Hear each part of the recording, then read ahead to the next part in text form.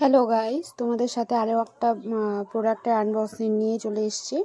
এটা হচ্ছে একটা টেম্পার গ্লাস। সেটা হচ্ছে ভিভো V27 প্রো, যেটা আমার মোবাইল রিসেন্ট কিনেছি।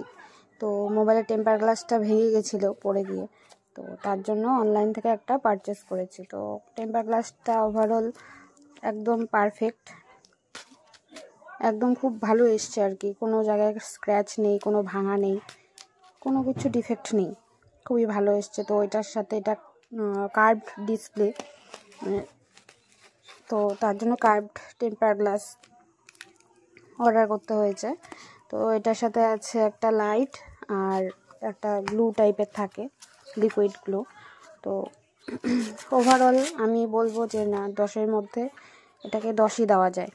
এর আগে একটা আমি অর্ডার করেছিলাম, সেটা একটু মানে নিচে গ্লাসটার নিচের দিকে যে একটা প্লাস্টিক টাইপের লাগানো থাকে, তো সেটা ছিল না। তো তার জন্য আমাকে আবার অর্ডার করতে হয়েছে। তো এবার ঠিকঠাক এসছে একদম, লাইটটাও খুব ভালো ছিল। আর ওভারঅল 10-এর মধ্যে 10। তোমাদের যদি ভালো লেগে থাকে তো ভিডিওটাকে লাইক করে দিও আর